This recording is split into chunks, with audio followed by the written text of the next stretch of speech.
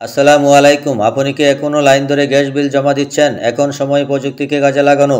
মাত্র কয়েকটি ক্লিকেই ঘরে বসেই বিকাশ অ্যাপ ব্যবহার করে তিতাস গ্যাস বিল পরিশোধ করতে পারবেন একদম সহজে ও নিরাপদে।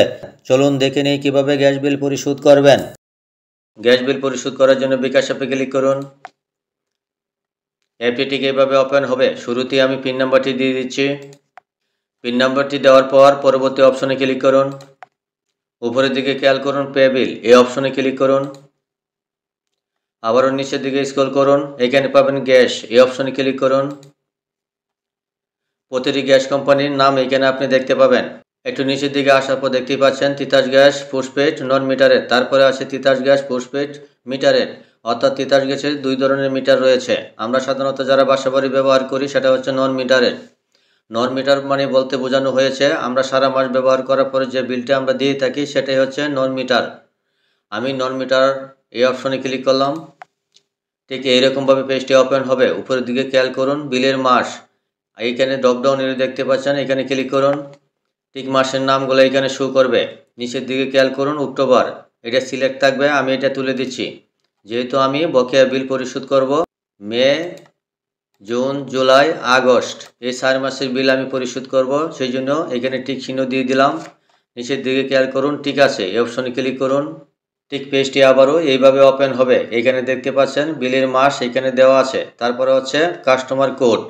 কাস্টমার কোডটি কোথায় পাবেন? আপনার গ্যাস বইয়ের মধ্যে কাস্টমার কোডটি থাকবে, সেখান থেকে আপনি কোডটি সংগ্রহ করতে পারেন। তারপরে আমি সিম্পল অপশনে ক্লিক করলাম। ঠিক এইরকমভাবে এখানে আপনার কাস্টমার কোডটি থাকবে, এখান থেকে আপনি সংগ্রহ করবেন, অর্থাৎ আপনার বইয়ে থাকবে। এটা স্যাম্পল হিসেবে দেখানো হয়েছে। আমি এটা বন্ধ করে দিচ্ছি। আমি এখানে কাস্টমার কোডটি দিয়ে দিচ্ছি।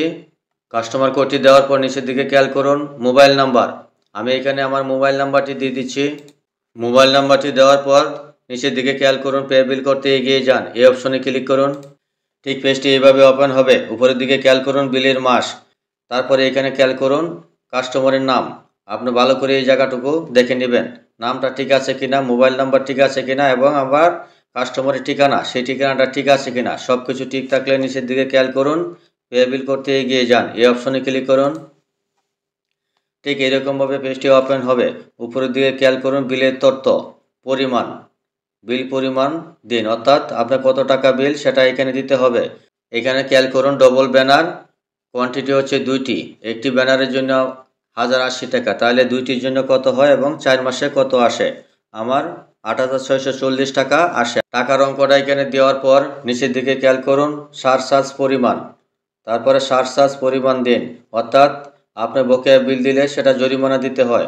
যদি 3 মাস ওভার হয় তাহলে 10 টাকা করে, আর যদি 6 মাস অতিবাহিত হয় তাহলে 20 টাকা করে আপনার প্রতি চুলায় দিতে হয়। আমার যেহেতু অলরেডি আমার বিল আগে বেশি দেওয়া আছে, সেই জন্য আমি এটা আর দিচ্ছি না। নিচের দিকে খেয়াল করুন পরের ধাপে যেতে ট্যাপ করুন, এই অপশনে ক্লিক করুন। ঠিক আবারও পেজটি এইরকমভাবে দেখতে পাবেন। এখানে আপনার পিন নাম্বারটি আবার চাচ্ছে, আমি আবারও পিন নাম্বারটি দিয়ে দিচ্ছি। পিন নাম্বারটি দেওয়ার পর পিন কনফার্ম করুন, এই অপশনে ক্লিক করুন। নিচের দিকে খেয়াল করুন পে বিল করতে ট্যাপ করে ধরে রাখুন, আমি এখানে ট্যাপ করে ধরে রাখছি। দেখতে পাচ্ছেন একটি নোটিফিকেশন এখানে চলে আসলো। এখন আমরা সেই রিসিপ্টটি আমরা সংগ্রহ করব। আমরা এখন বিকাশে হোম পেজে ফিরে আসলাম। হোম পেজে আসার পর নিচের দিকে খেয়াল করুন ইনবক্স, এইখানে ক্লিক করুন।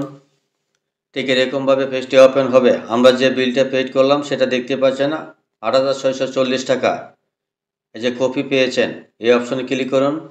ঠিক এরকমভাবে পেজটা ওপেন হবে। এখানে খেয়াল করুন ডাউনলোড রিসিপ্ট, এই অপশনে ক্লিক করুন। দেখতে পাচ্ছেন আমরা যে টাকাটা পরিশোধ করলাম সেটা রিসিপ্টটা এখানে চলে আসছে। আশা করি বুঝতে পেরেছেন কিভাবে বিকাশের মাধ্যমে গ্যাস বিল পরিশোধ করতে হয়। ভিডিওটি ভালো লাগলে চ্যানেলটি সাবস্ক্রাইব করে পাশেই থাকবেন। ধন্যবাদ সবাইকে।